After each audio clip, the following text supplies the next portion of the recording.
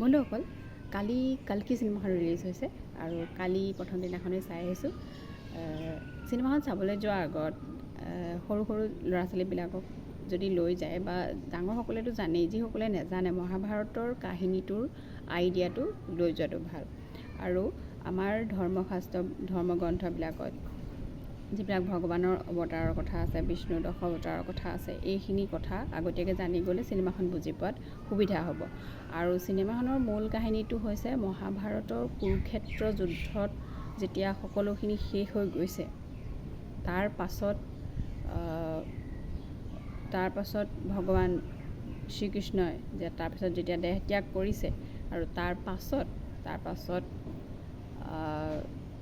আৰু তাৰপিছত ৬০০০ বছৰৰ পাছত পুনৰ যেতিয়া কল্কিৰ অৱতাৰ লৈ ভগৱান পুনৰ পৃথিৱীলৈ আহিব, সেই সময়টোৰ এটা কাহিনী। অৰ্থাৎ চিনেমাখনৰ কাহিনীটো এতিয়া আমি যিটো সময়ত আছোঁ সেইটোতকৈ ভৱিষ্যতৰ কাহিনী। কাৰণ চিনেমাখনৰ নামটোতে আছে কালকি 2868। তো চিনেমাখন এতিয়াতকৈ আৰু ৮০০ বছৰৰ পাছৰ হ'ব কাহিনীটো। আৰু এনেকুৱা এখন পৃথিৱী হ'ব য'ত গছ গছনি শেষ হৈ গৈছে, পানী শুকাই গৈছে, মানুহবিলাক খুব কষ্টত আছে। কাৰণ যেতিয়া পৃথিৱীত কলিৰ প্ৰকোপ বেছি হয়, পাপ বেছি হয়, তেতিয়াই আমাৰ ভগৱানে অৱতাৰ ধাৰণ কৰি পৃথিৱীলৈ আহে আৰু এই পাপক, সেই কলিক নষ্ট কৰি পুনৰ পৃথিৱীখনক ৰক্ষা কৰি সত্য প্ৰতিষ্ঠা কৰে। তো সেইকাৰণে সেই সময়ছোৱাত যিটো সময় দেখুওৱা হৈছে চিনেমাখনত, খুব এটা পৃথিৱীখনৰ অৱস্থাটো ভাল নহয়, খুব জটিল এটা সময়ত আছে। মানুহবিলাকে খুব কষ্ট পাইছে, খুব দুখ পাইছে, পানী নাই, বতাহ নাই, অক্সিজেন নাই, তো তেনেকুৱা। আৰু যিহেতু কাহিনীটো ফিউচাৰিষ্টিক, তো সেইকাৰণে তাৰ টেকন'লজিবিলাক বহুত বেছি হাই ফাই। এতিয়া যেনেকুৱা আছে তাতকৈ অলপ বেছি। নিশ্চয় ৮০০ বছৰৰ পিছত স্বাভাৱিকভাৱে বহুতখিনি ডেভেলপ হ'ব, বহুত বেলেগ বেলেগ ধৰণৰ ইনষ্ট্ৰুমেণ্ট আহিব। তো যিখন পৃথিৱী, সেই পৃথিৱীখনৰ ইংলিছ চিনেমাবিলাকৰ দৰে ধৰক চাই ভাল লাগিছে, খুব ধুনীয়াকৈ বনোৱা হৈছে, গ্ৰাফিক্সত বনাইছে, কিন্তু ভাল লাগিছে। আৰু আচলতে চিনেমাখনৰ ভাল লাগিলে কি, মেইন এট্ৰেকশ্যনটো হৈছে মহাভাৰতৰ কাহিনীখিনি যিখিনি মাজে মাজে দেখুৱাই থকা হৈছে। আৰু ইয়াতে মুখ্য ভূমিকা আচলতে অমিতাভ বচ্চনৰ বুলি ক'ব লাগিব। তেখেতে অশ্বত্থামাৰ যিটো অভিনয় কৰিছে, অশ্বত্থামাক অভিশাপ দিয়া হৈছিলে যে তেওঁ কেতিয়াও নমৰে তাৰমানে। তো সেই ইমান কিন্তু বহুত কষ্ট পায়, কিন্তু তেওঁ কেতিয়াও মৃত্যু নহয়। তো সেইটো লৈ পেলাই তেওঁ ইমান বছৰ ধৰি জীয়াই আছে। আৰু কল্কি অৱতাৰ ল'বৰ কাৰণে, ভগৱান জন্মৰ হ'বৰ কাৰণে তেওঁ সেই সময়ত সহায় কৰিছে। তো সেই কথাখিনি খুব সুন্দৰকৈ চিনেমাখনত উপস্থাপন হৈছে। মোৰ বিশেষকৈ মহাভাৰতৰ যিখিনি দৃশ্য দেখুওৱা হৈছে, গ্ৰাফিক্সতে দেখুওৱা হৈছে, তথাপিও তাত অমিতাভ বচ্চনৰ যিটো ডেকা কালৰ দেখাইছে অশ্বত্থামাটো, কেনেকৈ দেখাইছে নাজানো, কিন্তু খুব ভাল লাগিছে চাবৰ কাৰণে, চাবলৈ খুব ভাল হৈছে। তাৰপিছত যেতিয়া শ্ৰীকৃষ্ণই অৰ্জুনৰ ৰথ চলাই যাওঁতে সেই কথোপকথন কিছুমান দেখুৱাইছে। তাৰপিছত অৰ্জুনকো দেখুওৱা হৈছে, কৰ্ণক দেখুওৱা হৈছে। প্ৰভাসৰো এক্টিং আছে, কিন্তু প্ৰভাসৰ এণ্ট্ৰি যিটো পাৰ্ট সেইটো অলপ বেছি পাতলা হৈছে। সেইটো বাদ দি বাকী কেইটামান দৃশ্য নহ'লেও হ'লহেঁতেন। চিনেমাখন চিৰিয়াছলিয়ে ৰাখি থ'ব লাগে, চিৰিয়াছ চিনেমা, চিৰিয়াছ কাহিনী, এক্টিং চিৰিয়াছ। দীপিকা পাডুকনো ঠিকে আছে, যেনেকুৱা এক্টিং, যিটো কাহিনী সেইটোৰ কাৰণে তেওঁ ঠিকেই কৰিছে।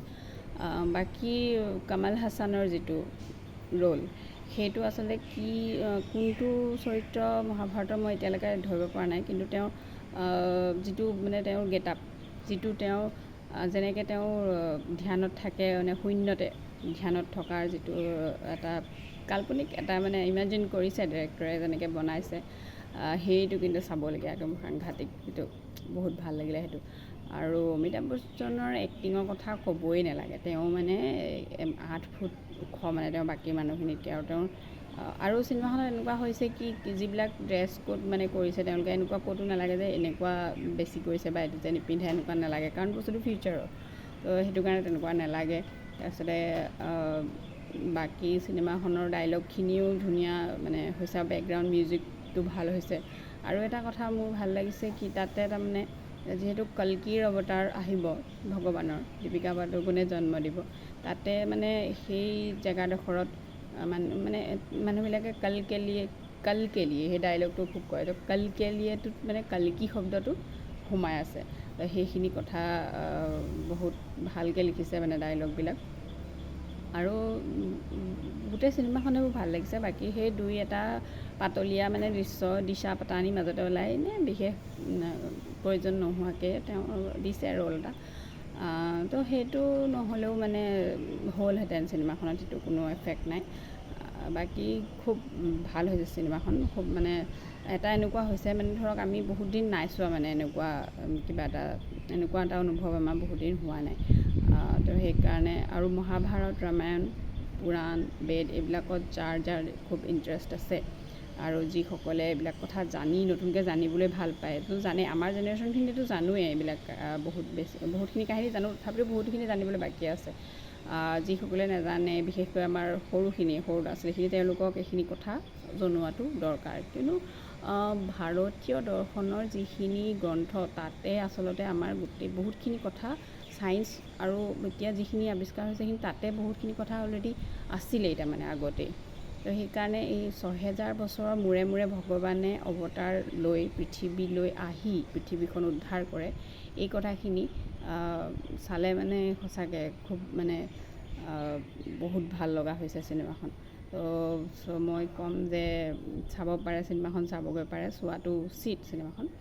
কাহিনীটোৰ কাৰণে বা মানে কেনেকুৱা উপস্থাপনটোৰ কাৰণে ডাইৰেক্টৰ বহুত ভাল বনাইছে তেখেতে। মোৰ মতেতো তেখেতে মহাভাৰতখন ভালকৈ বনাব পাৰিব, কিন্তু কাৰণ মহাভাৰত বা ৰামায়ণ এতিয়া যেনেকৈ আদিপুৰুষখন বনালে কিন্তু ভাল নহ'লে ধৰক, সেই তেনেকুৱা নহয় মানে। তেখেতে যদি বনায় মানে কৈছোঁ নহয়, একদম আপুনি চকু মানে হিলাব নোৱাৰিব মানে, এনেকুৱা ধুনীয়া হৈছে মানে। কিয়নো মানে সাধাৰণ নহয় মানে বস্তুবিলাক সাধাৰণ নহয়। কিয়নো ভগৱান য'ত আছে তো সাধাৰণটো হ'বই নোৱাৰে। তো সেইকাৰণে খুব ভাল লাগিছে মোৰ চিনেমাখন চাই। আপোনালোকেও চাব আৰু খুব ভাল পাব। Thank U.